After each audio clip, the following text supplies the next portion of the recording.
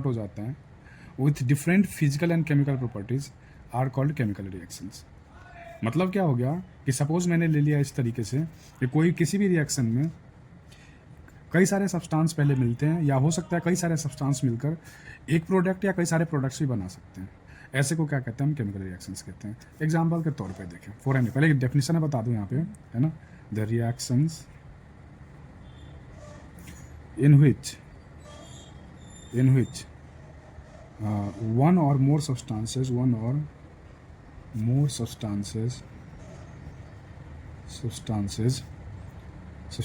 is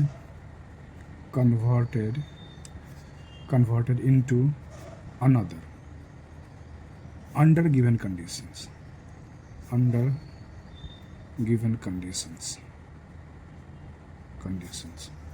are called chemical reactions.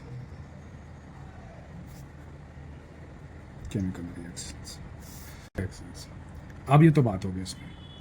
यहाँ पे क्या हो सकता है, एज फॉर एग्जाम्पल मान लो ले हमारे पास इस तरीके से है कि ये हमारा अमोनिया गैस है NH3, और इसमें सपोज मैंने HCl पास करवा दिया तो ये बन जाएगा मेरे पास NH4Cl। ये सॉलिड है। इसमें हम क्या देख रहे हैं कि दो अलग अलग रिएक्टेंट कंबाइन होकर तो यहाँ पे कौन सा एक अलग टाइप का प्रोडक्ट बना रहे हैं, और इनमें क्या चीज़ होती है, जो प्रोडक्ट फॉर्म होती है इस साइड में, उसके फिजिकल और केमिकल दोनों प्रॉपर्टीज डिफरेंट हैं। तो एक लाइन और लिख सकता हूँ यहाँ पे, द प्रोडक्ट फॉर्म्ड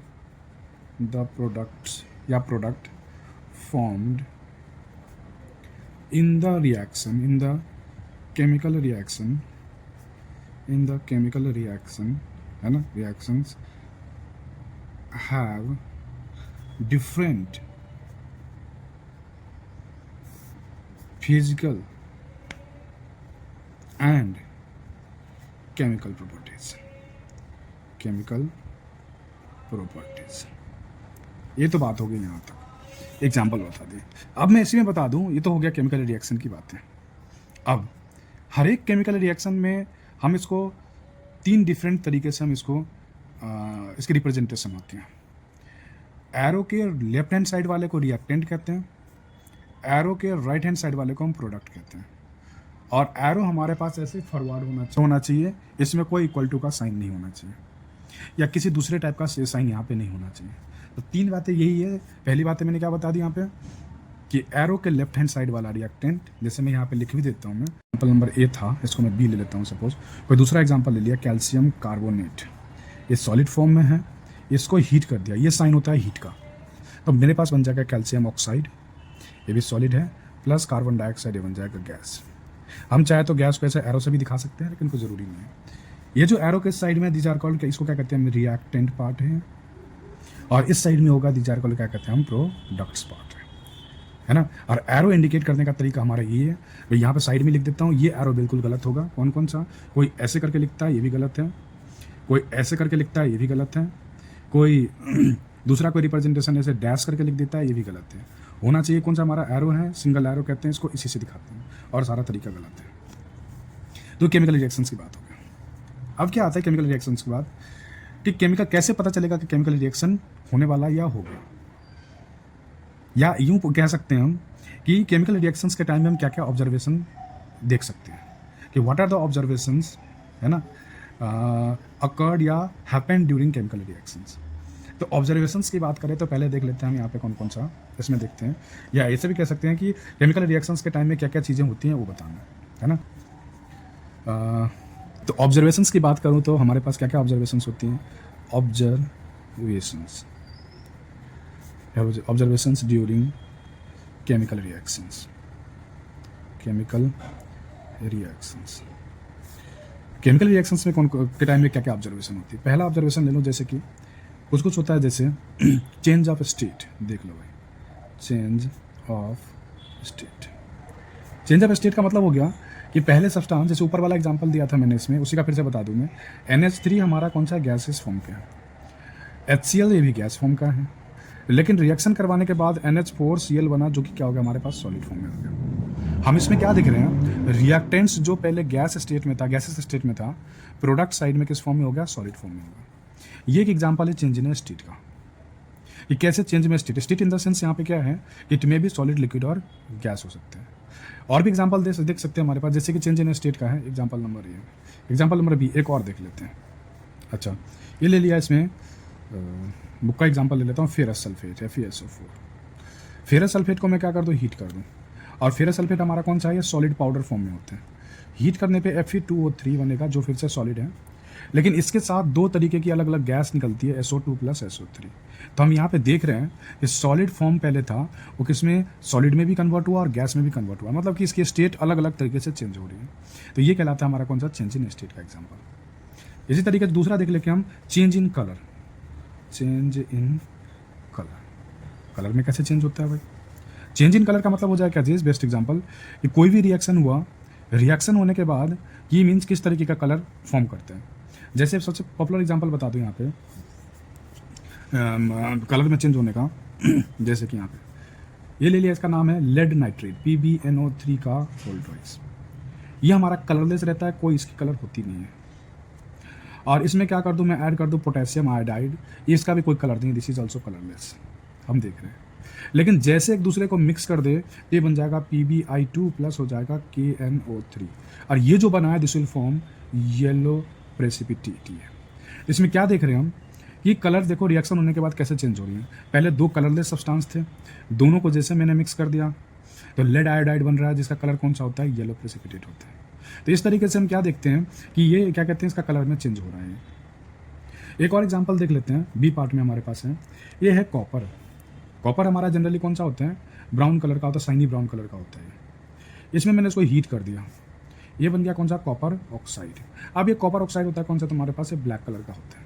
तो देख रहे हो brown colour is converted into किस में हो गया, ब्लैक कलर, जैसे इसको हम हीट कर देते हैं। तो इस तरीके से हो गया कौन सा, चेंज इन कलर। तीसरा एक और ऑब्जर्वेशन देखते हैं, क्या होता है, evolution of heat.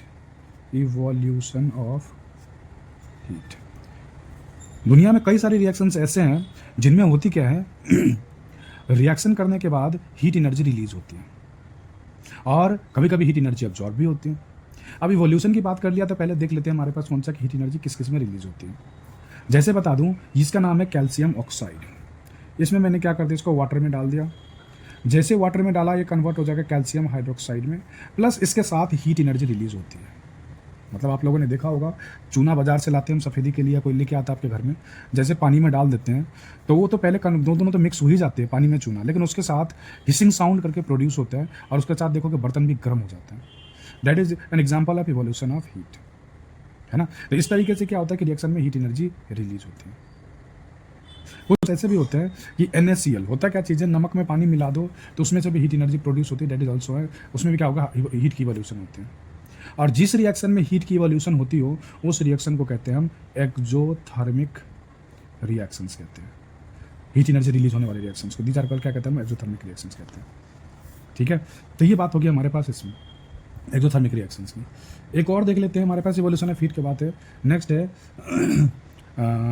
Formation of gas, या इवोल्यूशन ऑफ गैस भी कह सकते हैं। चलो इवोल्यूशन ऑफ गैस लिखते हैं, इवोल्यूशन ऑफ गैस। कितने रिएक्शंस ऐसे हैं जिसमें से क्या चीज़ होती है, रिएक्शन करने के बाद गैस निकलती है। जैसे एग्जांपल लगा दूं मैं यहाँ पे, इसी का ले लेता हूँ लेड नाइट्रेट। ये लेड नाइट्रेट ऐसी है जिसको मैंने जैसे हीट कर दिया तो ये बनाएगा lead oxide plus nitrogen dioxide, plus इसमें से ऑक्सीजन गैस निकलती है। इसमें क्या है, या पहले भी आपको ऊपर मैंने बता दिया, ये कौन सा है, दिस इज कलरलेस सॉल्ट है। इस सॉल्ट को मैंने जैसे हीट कर दिया तो ये बनाएगा, this will produce brown fumes, मतलब कि ब्राउन फ्यूम्स में ब्राउन धुआं निकलना शुरू हो जाता है, किसका, नाइट्रोजन डाइऑक्साइड का। इससे हम ये बता सकते हैं गैस कौन सा इवॉल्व हो रहा है। तो ये एग्जांपल होगी गैस की इवोल्यूशन। और भी एग्जांपल है, ऊपर भी आपने देखा था चेंज इन स्टेट का, फेरस सल्फेट को हीट करो तो सल्फर डाइऑक्साइड नाम का गैस निकलता है ना, जिसकी स्मेल अलग अलग होती है। तो इस तरीके से फिफ्थ में एक और देख लेते हैं, हमारे पास कौन सा इवोल्यूशन ऑफ गैस के बाद है, फॉर्मेशन ऑफ प्रेसिपिटेट। ये हो गया फॉर्मेशन ऑफ प्रेसिपिटेट। अब प्रेसिपिटेट की फॉर्मेशन कैसे कैसे होती है, दो सॉल्यूशन ले लिया हमारे पास, कौन सा है, एक ले लिया हमारा कौन सा, बेरियम क्लोराइड BaCl2 प्लस ले लिया सोडियम सल्फेट। ये हमारे पास ये जो बेरियम क्लोराइड और सोडियम सल्फेट है, बोथ आर कलरलेस सॉल्यूशन, इसकी कोई कलर होती नहीं है अपने। ये भी इसका कलरलेस सॉल्ट है, दोनों को पानी में घोल दिया, बिल्कुल बिना कलर का सॉल्यूशन बन जाता है। लेकिन जैसे मिक्स करो ये इंस्टेंट वेरी फास्ट रिएक्शन होता है, क्योंकि आयनिक रिएक्शन है, इंस्टेंट बनाएगा बेरियम सल्फेट BaSO4 प्लस लग जाएगा 2 टाइम्स NaCl और इसकी क्या बनेगी वाइट प्रेसिपिटेट। आप देखो भाई ये प्रेसिपिटेट को कहोगे क्या है, what is precipitate? The precipitate are the insoluble substance form during the reaction. Reaction के टाइम में जो सब्सटेंस इनसॉल्युबल रह जाता है पानी में उसको क्या कहते हैं, प्रेसिपिटेट कहते हैं। ये वाइट कलर का होता है, ध्यान रखना इस केस में, कभी कभी येलो कलर का होता है, कभी कोई रेड कलर का हो जाता है। प्रेसिपिटेट अलग अलग कलर के होते हैं, वो किसी का कोई फिक्स नहीं है कि वाइट ही होना चाहिए, लेकिन ये पानी में कभी घुलता नहीं है, पानी में इनसॉल्युबल रह जाता है, नीचे सेटल डाउन रह जाता है, तो हमें पता चल जाता है कि प्रेसिपिटेट की फॉर्मेशन होती है। तो इस तरीके से हमने 5 चीज़ें देख ली। क्या चीज़ की व्हाट आर द ऑब्जर्वेशंस, है ना, occurring during chemical reaction. Chemical reaction के टाइम में कौन कौन सी ऑब्जर्वेशन होती है? चेंज इन स्टेट बताया, चेंज इन कलर बता दिया, चेंज एवोल्यूशन ऑफ हीट बताया, एवोल्यूशन ऑफ गैस बताया, फॉर्मेशन ऑफ प्रेसिपिटेट बता दिया। इसके अलावा भी कई सारी चेंजेस होती है ना, लेकिन ये 5 इंपॉर्टेंट इसलिए बता रहा हूँ क्योंकि ना करवाते जाओ तो कई सारे हो जाएंगे, इसके आगे भी टॉपिक करवाना है, इसलिए ये है एक एक एग्जांपल सबका एनफ है। पहले तो मैंने 2 एग्जांपल दिए, फिर मुझे ध्यान आया कि एक एक एनफ रहेगा, तो मैंने सबके मैंने एक एक एग्जांपल मैंने देखे, एक 2 एग्जांपल देके मैंने समझा दिया।